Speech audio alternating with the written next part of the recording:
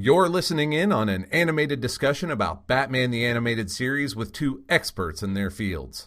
I'm Joshua Unruh, superhero scholar. And I'm Caleb Masters, your friendly neighborhood film critic extraordinaire from thecinematropolis.com, and today's topic is the Season 1 episode, Joker's Favor.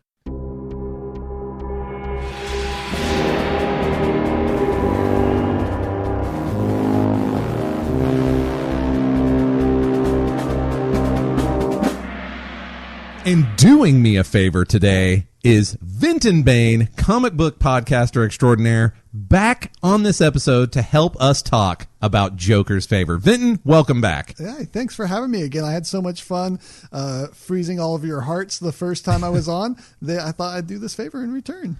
For the people who should have listened to Heart of Ice but haven't yet. And by the way, you should, if you haven't, stop listening to this one. Go listen to that one. Go listen to that one. Come back.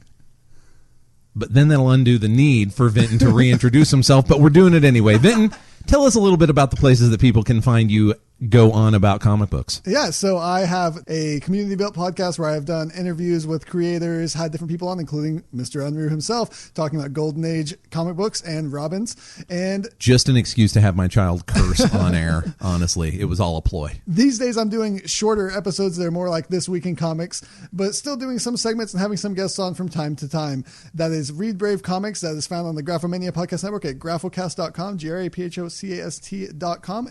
You can also find me on Twitter. I'm at Flesh Eater, and I talk about comics on there all the time. Share what comics I'm reading, what comic media I'm currently going through. So if you want to talk about comics, get on Twitter and talk with me, because I'd love to talk with you about comics. Excellent. So the title card in this one, Joshua, you like these a lot. I do, and I think this one's good. It's not great, but it's good. Well, it's ominous. It's the family photo overshadowed by the Joker. So this family is living in fear. Right. There's a couple of bits about the visuals that I really like. It is kind of obviously tacked onto a corkboard. It's not a family portrait. Right. It's like not framed yeah, on like a it's a bookshelf. Polaroid that they took one day, and I really like that. And the Joker's silhouette is really good because it does, at least as far as the patriarch of the family is concerned, he really does overshadow their entire lives for at least a couple of years. Yeah, and this is one of the few title cards where what really makes it for me is the music that's playing over it. This Joker theme that we get with like the tubas or whatever it is, like the really bouncy music. I think there's a bassoon involved. Yeah, maybe a bassoon. Because they're so goofy super sounding. Bouncy. Super bouncy. And it just gives the right amount of creepy right away. And it really, like the way the card is, it sets up that stalker vibe that Joker is looming over this man, and this man is living under fear in this Joker's shadow. It goes a long way to show that even just the shadow of the Joker is so iconic and terrifying. The contrast of just his shadow with that music, you're just like, ooh, we are in for a bad day. Right. We've seen this before, actually, with To Be a Clown, when all we had was a silhouette of Joker hand in hand with a child at the circus, and I'm like, 2/3 of that's not creepy, but the third part makes the whole thing super creepy. Yeah. And the idea that something so outlandish as a Gotham villain could invade somebody's quiet suburbia. This episode does not go hard in the paint for weird creep factor, but if it wanted to, it would not have taken much tweaking to go there. I remember even as a kid thinking about how this episode was too creepy for kids. Of course, not me, because I was the special. Because you're a cool kid. Right on. But I was just like, this seems really dark for a cartoon program. Just the way the Joker dealt with things and just the threat that was introduced, like that idea as a concept that I could just be out in my life and run into a supervillain, my life would be ruined. Yeah.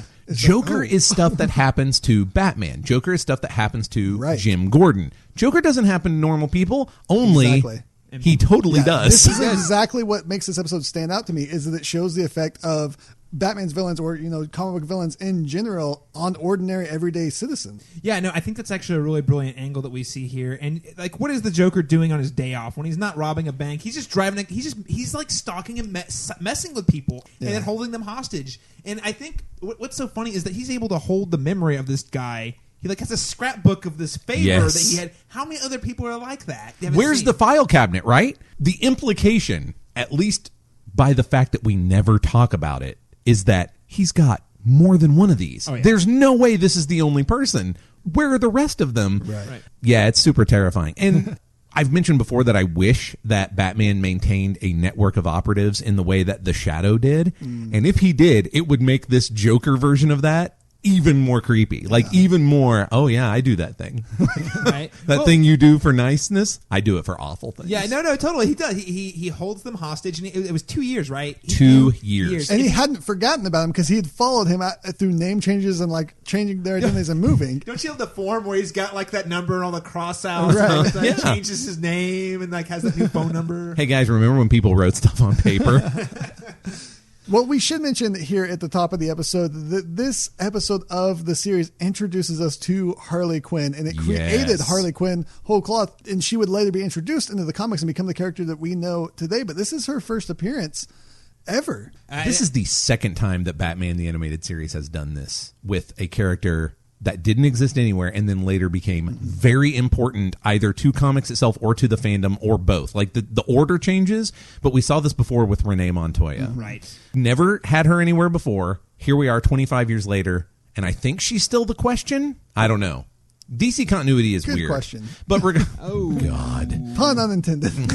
But yeah, so this is the thing they do now and then, and it just sticks hard. Bullock kind of that way. We talked about that. He had a precedent. He existed, but they totally changed. Not like his this. character. Yeah. Yeah. There is like a precedent for this happening in Batman media because Batgirl technically was introduced in 1966's Batman TV show, kind of at the same time. I'm not sure exactly which one came first because they did it at the same time as a marketing thing. Yes. But there's a lot to be said with the reason why she was introduced in the comics was because they wanted to push it in the TV show. They wanted to put her on the TV show. It's absolutely true. They didn't really realize what they had on their hands when they brought Harley in. She was there to be a henchman, and they just said, "Oh, we'll draw a woman henchman to kind of mix things up, make it a little more diverse." Yeah. And then she just stuck. Yeah, I'm sure she had no backstory, but nevertheless, they nail exactly what she should be. Absolutely. Yeah, the production team brought her in, and they had talked about putting the Joker in drag to do the cake bit. And they decided, well, let's not do that. That seems inappropriate. It's a fine Warner Brothers tradition, though. Right. Like, Yeah, you've got it is. lots of It is. Bugs Bunny in dresses. Right. But they were like, let's have a female henchman because that's something that we haven't really done much. And they're like, let's put her in the cake. And then they were like, no, let's not do that far. either. Let's have her push the cake and then the Joker pop out. And that's kind of the idea that they went with. And Paul Dini had a friend, Arlene Sorkin, who he actually just based the character off of. And he based it off of her performance that she did in Days of Our Lives, where she played a jester. And she was kind of Harley Quinn-esque. Yes. Yep. The way that she sounded, the way she put that character together, he was like, yeah, this could make a female jester that would be like some kind of partner to the Joker. But they nail it in the costuming. Even the lines that she's given are so good right out of the gate. Yeah. I believe they did not have any backstory for her, but the writers knew what they were doing. Yeah. When toward the end of the episode, when she says, "Oh, better go back to beauty school," or so she gets great punchlines, just like the Joker too. And again, that performance is just so iconic, like the voice and everything. Like, I'm sure they knew what they were doing, but they weren't trying to create this new. They know they're making something good, right? But this lightning in a bottle that she would become, is and they got it from her very first line. It is to laugh, huh, Mr. J? I mean, right away you're like, Mr. J, the iconic Mr. J. This is her. I think another interesting tidbit I found out that this was actually the first episode that Mark Hamill recorded as the Joker.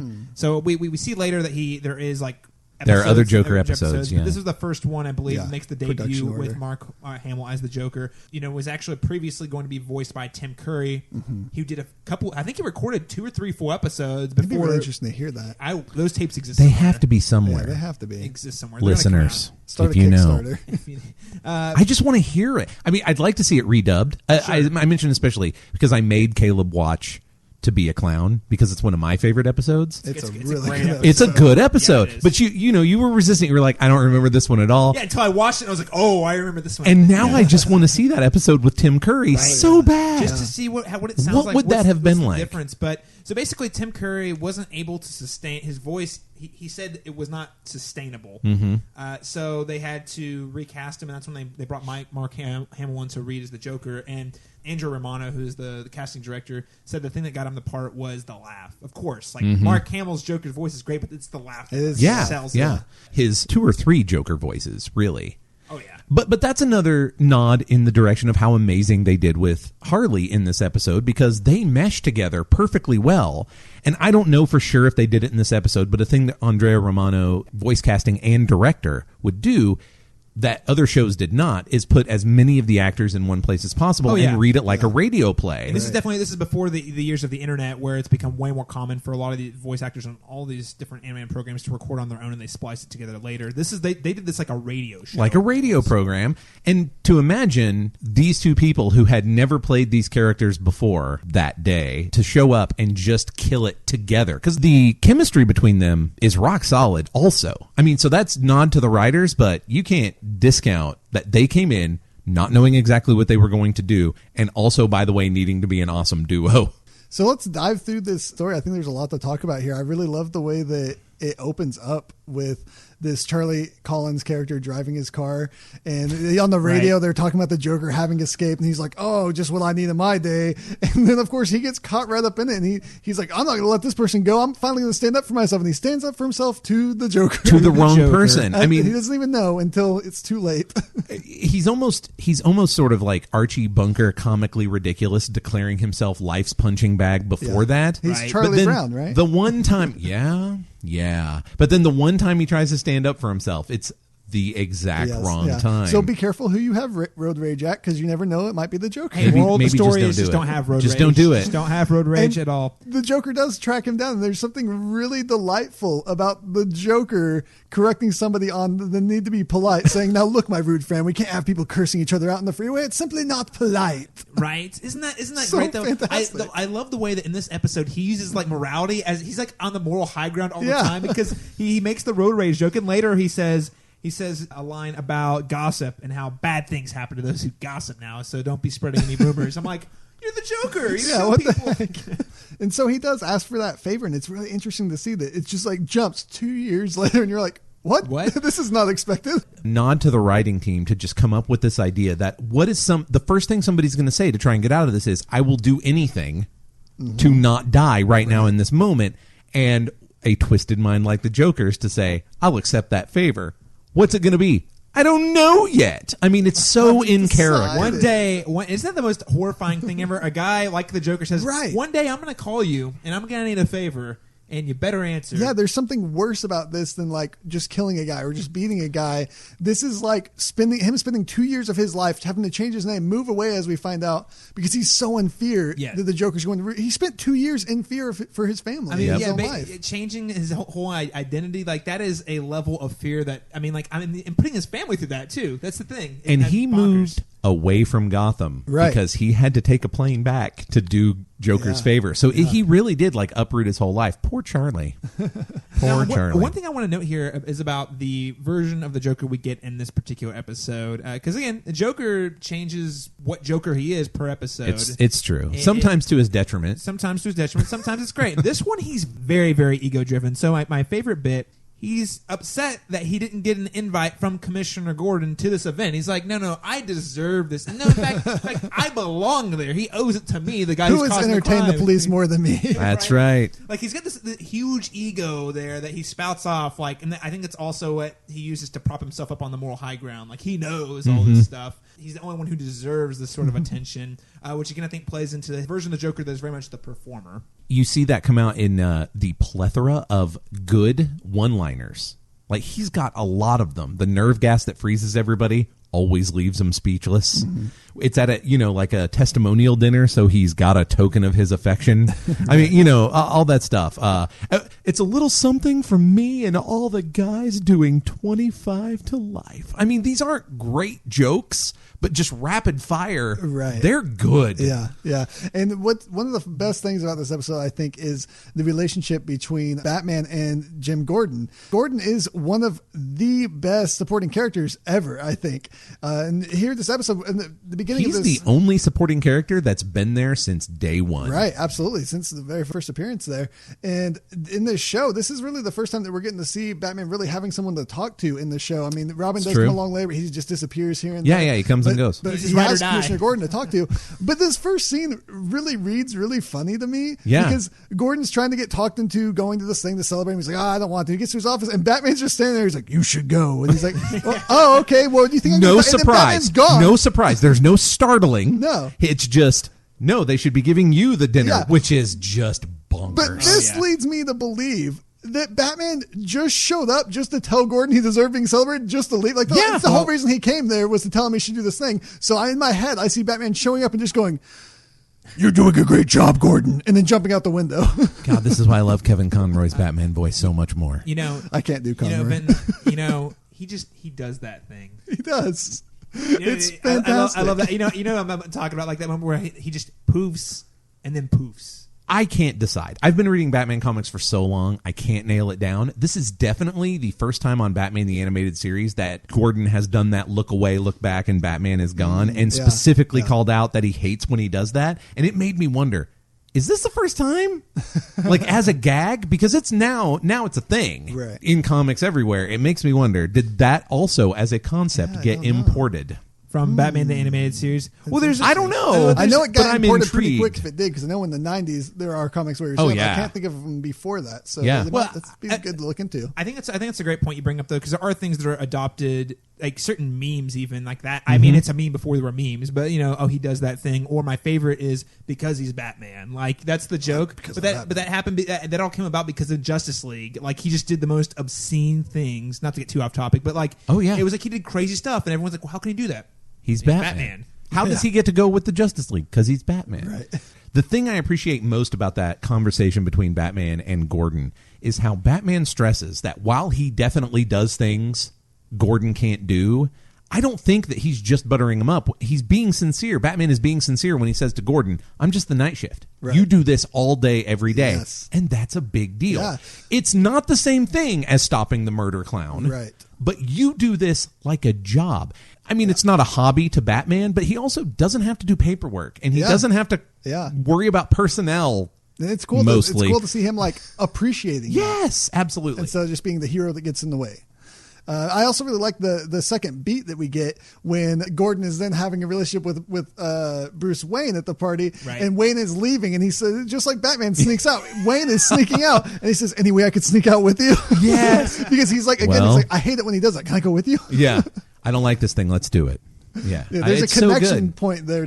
I really like Gordon appreciating Bruce Wayne also, but in very different ways. Right. Like, I don't want him to just be dismissive of Bruce Wayne. Bruce Wayne does a lot for Gotham City. Yeah. They're not friends. Batman and Jim Gordon are friends. Jim Gordon and Bruce Wayne are not friends, but they are often acquaintances. Yes. And I like seeing that reflected in very believable character beats that are also really different from each other. I like how Charlie's hand, he flies all this way. He's got this big favor that he owes the Joker, and the Joker says, "Hey, hold this door." That's it. That's it. That's it. The favor. Like, this is all I'm doing is holding this door. I flew all this way. Yeah, it's a very important job. She's not going to be able to get this cake. Am I going to do it? I'm going to do it a little bit in the Joker voice because I can kind of do this one because I honestly fell out, almost slipped off my couch laughing at, "Well, look at the size of that cake, man. She can't push it and open the door at the same time." It's so good. Yeah. It's a perfect Joker response. Right.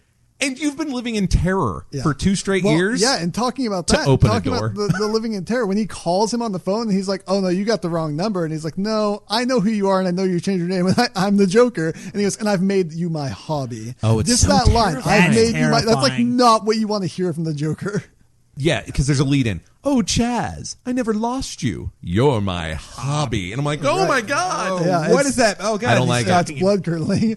I should mention that in that scene, when he's calling him on the phone, one of the henchmen is reading a Tiny Toons Yes, comic. you've got to mention the Tiny News. Because, I mean, you guys have already said it on the podcast before, but the animation crew from this show came over from doing a lot of that type of stuff. Absolutely. So, Yep. a lot of and had similarities used there, the same connections. boards. Yeah, but I think this is a really charming Joker thing because again, I don't know what his end game actually is here. I mean, he's going He just wants to blow everybody blow up. everyone up, but like it's so funny. It's such an ego thing that well they didn't invite me, so I'm just going to show up and blow everyone up. It really fits. It's also the reason that he crashed Hamilton Hill's party in to be a clown. Hey, guys, if we all just invited the Joker to our parties and let him be the clown, we'd all be okay. It'd be fine. Yeah, what it's what like would you Sleeping want? Beauty. You got to invite the villain so you don't get cursed. Oh, that actually makes a lot of sense in Gotham. Yeah. That said, speaking of maybe you should just invite the villains, can we talk about what sadistic bastards the Gotham Museum curators are? Okay, yeah. Right? Dude, There's no reason to have actual darts and poison spike darts. pits. This was at Museum of Terror. I actually Someone noticed call OSHA right now. It's the single most dangerous place to work that isn't Cloud Guys, City. they have a floorboard that if you step on it, you will fall into a pit of spikes. Yep. Don't watch your step, Did guys. somebody tell the janitor? No, you didn't call him, please. Notice the turnover rate here is pretty high. This janitor job just keeps opening up. I don't understand. Wow, this is a lot of turnover, opening up. What? We all got I jokes. just have to say, don't ever trust a catering company called Crazy Clown Catering. Don't Why let them in would the you building. hire them in Gotham City? Why I'm would you not do willing to that? believe that actually somebody hired them, but someone did let them in the building. Someone let them in the building. I mean, I feel like the Gotham City or the Gotham City Museum curators are like, I don't know why you're mad about this fully armed death temple. It's not like we scheduled a exhibit of practical jokes or famous riddles or cat diamonds or jeweled birds. And they were like, you guys are real jerks. I just hope the number 2 was on the museum somewhere. Oh, yeah. But- the second. They did have a giant bat in the museum, fortunately, because that's how Charlie signals Batman, creating his own bat signal, which may be the first appearance of the bat signal in the show if you count that. I don't think there has been one up until this point. Oh, I don't think so I either. don't think so. None of the episodes we've watched so far. I don't think so. Let's go back to Charlie here, because that's a good example. Charlie is kind of awful at the beginning. I don't want to say he deserves what he gets from the Joker, Yeah, but he's real self-centered and just kind of schlubby and a jerk. Yeah, he's just upset at life. He's just going through the doldrums of life, upset. But then you do see that he does care about his family. He's willing to go out there to protect his family and risk his life. He moves them in the first place, Yeah. like is to protect them. When that's not going to work, he flies back to Gotham City. He's going to do whatever it is. But he's also, even from the moment he gets off the plane, thinking, if only I could, like he's about to tell cops when Harley shows up Right. to pick him up. He wants, if only I could communicate with Batman. He makes the bat signal. He Thinking it won't even work. He's like, I got to try something. finishes off the Joker. He Like, does. he's the Yeah. one. He gets the last we'll, laugh. We'll talk about that. Well played. Yeah, well done. a belly laugh as he slugs him in the gut. Yeah. Ooh, Yeah. yes. I mean, I really appreciate, and then by the end of it, he's going home saying, "I hope it's meatloaf. I'm so excited to have meatloaf." No, Like, he says re- even meatloaf would be good at this point. he accepts. It's not just accepts. He's now excited about the life that before Right. he was awful about. He's so happy Well, to be done with isn't this. it great though? Like and he's heroic. He is. He does a heroic act, and also he, after living in fear for that long, where he didn't even have time to take in the meatloaf Yeah. of life, he was living in fear for 2 years. Yep. And it's after that he finds like that's removed, it's like a newfound appreciation on life that he's not had for at least 2 years minimum, and maybe he appreciates it even more than the life he had before he even ran into the Joker. Definitely. I mean, I think that has to be clear. We have not just returned to a status quo. His life is improved. The Joker Did him a favor. Ah, well, that's very interesting. Holy cow. Well, I think we do have to talk about Harley Quinn showing back up here, bringing the cake in, giving the rhyming poetry introduction. gosh, it's to so Gordon. good. But my favorite part is when Detective Bullock stops her as she's coming in and says, "Hey, sugar, want to read me my rights?" Oh, my gosh. She says, "You have the right to remain silent," and whacks him in the shin and Yes. says, "Jerk," and keeps going. She It's so takes perfect. no guff off Bullock. No. She's got the whole rhyming thing, which is actually great. Yeah. I really liked the "It is to laugh" opening line. And the moment when she actually tries to convince Batman, she's standing there in clown makeup and a Harlequin outfit, and she's like, "Would you believe I've been led astray by those who would do harm to?" And I'm like, "Oh, you're She kind plays the of victim real quick. selling it. Like it's Yeah. not going to work, but I like it. It's nicely She's done. so great." And I really appreciate that when Charlie gets glued to the door handle and they're dropping the gas to paralyze everyone, she goes over and kindly gives him the gas mask like it was all part of the plan. They bought an extra gas mask just for Yes. him. Only to then give the bomb to Gordon, and then he's like, "Oh, you're gonna let me live?" And they're like, "No, you're totally gonna die. We're not taking you anywhere." But they gave him the gas mask. Sure, for some because he's reason. part of the gang, It's part of Vinton. the psychological Only up attack. until that point. Yeah, Only it's up like a till that psychological thing. He's the Joker. That's what he's there for. Loves messing with people. Yeah, It's the only way Joker could make good on his promise to send him home. right. Just not alive. Just not alive. It's good. It's great. I really do love that when Batman shows up and throws the bomb out the window, it blows up Joker's van. Like, it Yes, just happens to land on Joker's that was van. great. I actually laughed this out, It's pretty out loud. funny. Oh, my Yes. And his reaction of, "Well, all right, we'll just stick it out here." Like, it's no problem. All right. He probably appreciates the gag, right? Like, yeah, all right. Yeah. We're going to do this thing. And- By the way, there's a death temple. Thank goodness. We did touch on it already, but this is where I really want to dive into this. Charlie going after the Joker at the end is the most perfect way for this episode to go. Like him standing up to him, having the bomb that he found. He's been pushed to his wit's end here. Yes. And I love that even the Joker, like, you think the Joker's menacing. He's this horrible, scary, terrifying person until the cards aren't in his favor. And he's calling, Batman! Well, it ties back to Caleb's observation that this is the very I'm the center of attention, I'm the performer Joker, because I think the thing that Charlie says that really gets under his skin is, this is how it ends. You in an alley, no big showdown with the Batman, just you and Charlie. Yeah. And that freaks Joker out. And I mean, I it's not for nothing that they spend People all don't this time stand up to making the him Joker. absolutely, Right. especially in an episode where he has made himself so the center of attention. Right. Which brings me to a point that it makes me want to ask the question that why doesn't Joker ever hunt this guy down for vengeance later? And thinking about that to its natural conclusion, I'd love for there to be an Easter egg comment in another Batman story, either in a future cartoon or a comic book story, where the Joker says something about not being afraid of anyone, and then the whisper saying, except Charlie Collins. For Charlie. Oh, that'd be good. It'd be so amazing. good. I have a question for the two of you, though. Okay. Do you think that Charlie knew that the bomb wasn't real? Yes. Yes. How would he have known that? Well, there's a lot of time that he had to hang out with Joker and his gang. I guess that's true. Right. When he could have absorbed that information. I choose to believe I don't that he think thinks- he's suicidal. I choose to believe that he knew it wasn't real, but there was that question going, there's another option here that he could have just been like, I'm just going to blow up everybody. I mean, Be I done like to with it. think that he saw it, his vengeance wasn't the gut punch necessarily. It was the idea of getting one up on the Joker. Yeah, You know what I mean? yeah. Yeah. Not only did he beat the Joker, but he out-joked the He Joker, out-joked making the Joker. Batman laugh, which is something the Joker wishes he could do. And I just hate can't my ever. whole life right now, thinks the Joker. He makes the Joker the punchline, which Right. he does not like. And Batman laughing is delightful, and this is one of the only instances I think in it's the all first- of the animated universe where Batman laughs. Yeah, This is I'm- the first I'm and pretty probably sure it's the first. and you can probably count the number of times Batman legitimately laughs on one hand. We get a lot Yeah, of we smirks. get sarcastic laugh and mad Yes. love. So then he gets the Joker poison, which makes him laugh. But again, that's not It's a not real real. laugh. Yeah. We do get a lot, and Caleb and I have talked about how much we appreciate this. We do get a lot of snarky, wry grins between Right. Alfred and Batman, or Yes. Alfred and Bruce. Yeah. And that's great. Like, the man has a sense of humor. He drives around in a $1 billion jet shaped like the symbol on his chest. He thinks stuff's funny. But Joker wants Batman to laugh Right. at his jokes, and that's just never and gonna that's happen. never going to happen because But it always Charlie- murders everybody. Charlie gets it. And I also think, Joshua, to your point, that this is a real blow to the Joker's ego because he's the Joker. Batman has to be the one to kill him. He won't go for. He Yeah. won't settle for Yeah. anything else. This nobody's going to kill me. This can't be the way it ends. This can't. He will actually cower behind Batman. Save me, Batman, rather than Save die me so you can come later. ignominiously. I do love Mark Hamill's like squeal. It's like pathetic squeal. As he's talking to Charlie, and he's saying, "Oh, but Batman!" He's like yelling as he says it. Now I kind of want to see Mark Hamill as Joker in drag because I think that's the Oh, voice he would man. do all the time, right? Yes, yeah. This very obviously not a woman. I'm just pitching my Joker voice higher. Okay, I'm still glad we got Harley. That's better, but hey, Joker in drag might have been okay. Not as good as Harley, but okay.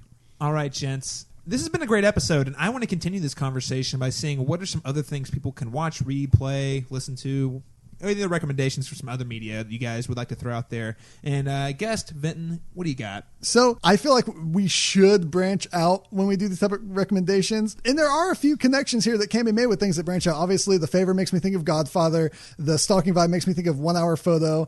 And this actually shares a lot of tropes with a lot of Alfred Hitchcock stories. When I was looking up trope things to find out what I could recommend, this shared like 30 different tropes with Hitchcock's general style. So that was really interesting. But what I mostly want to recommend is another Batman story, a Batman comic. The current Batman story that just wrapped up as we record this by Tom King. It's called The War of Jokes and Riddles.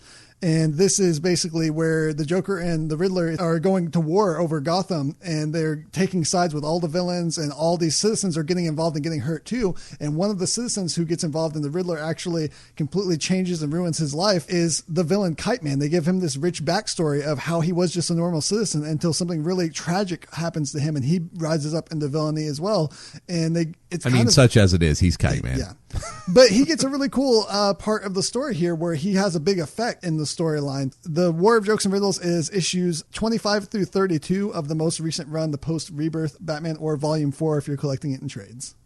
Very cool. I'm going to check it out. That sounds awesome. It is one of the best Batman stories I've read in a long time. I'm into it. I haven't read a good Batman story in a while, especially from like the later runs, like anything from the last 4 or 5 years. I've been out of it. The New 52 has been a mixed bag, so it's legit that you haven't checked in hard. Yeah. But Joshua, what about you? Any recommends? I'm going to dial in on this Alfred Hitchcock connection, actually. It's not whimsical at all, but The Man Who Knew Too Much is definitely like a family man in getting into a situation that is way over their head and doing everything they can to rise to that occasion.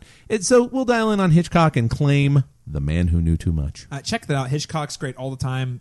That's a great pick, Joshua. I'm really into Man Who Knew Too Much. So I've just got one word of advice for you guys. My big takeaway from this episode is just not to have road rage ever. Fair cop. And I saw a movie recently about a tire that had a vengeance for people who just who got in its way, and it's called Rubber. It is a movie about nothing. And the tire actually, with its psychic powers, kills people who get in things that get in its way. Yeah. It's literal road rage. Literal. I'm into it. And I'm saying it's actually just a tire. That's all. Just rolling around, blowing things up. Road rage, purest form. I highly recommend. And also, for all seriousness, I think what strikes me about this episode is the trope, kind of the deal with the devil trope. Oh, hey, yeah, I'll help you out today, but tomorrow you're going to owe me a favor. And it's a trope. You can see it in stuff like Bedazzled. There's Rosemary's Baby is another one.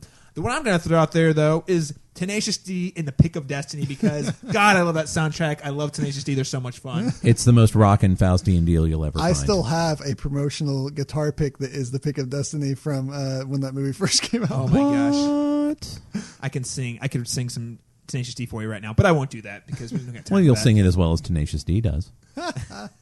I stand by that. All right. Hey, Vinton, thanks so much for joining us again this week. It's been a real pleasure talking to you about Heart of Ice and now Joker's Favor. If people want to keep up with you online, can you remind them where they can find you? Yeah. If you are on Twitter, if you're not, you should join Twitter just to talk to me. I'm at Flesh Eater, like the zombies.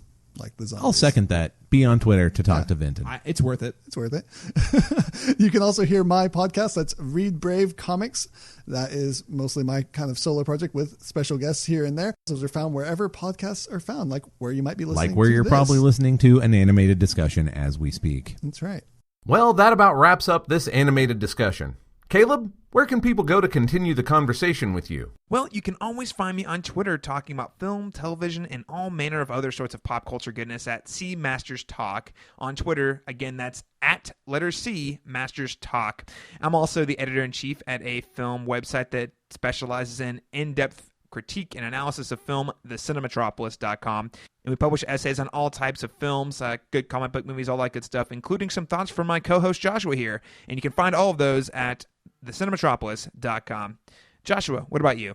I'm also most active on Twitter, where you can find me easily enough, at Joshua Unruh. I'm happy to field any superhero questions you might have, and who knows, it might even become a podcast unto itself. I'll also keep you in the loop on any fiction, articles, podcasts, or diatribes I cast out into the world, including my work at the Cinematropolis and for Pulp Diction Productions and Press. Join us next time for Clock King. Tick tock, tick tock. The mouse ran over the clock, but can Batman beat the foe with the clock? That's going to be episode 25 of the first season of Batman the Animated Series. Until next time, we'll see you back here. Same bat time, same bat channel.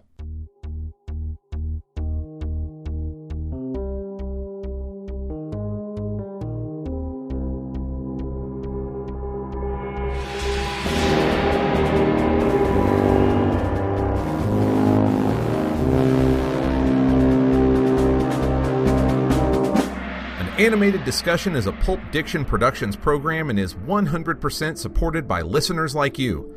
To find out how you can keep this and our other shows in production, check out patreon.com/pulpdictionproductions. And if you can't support us financially, please leave us a rating and review on iTunes. It's the best way to help others discover the show. Keep up with Pulp Diction news by following at Joshua Unruh on Twitter or find us at facebook.com/pulpdictionproductions.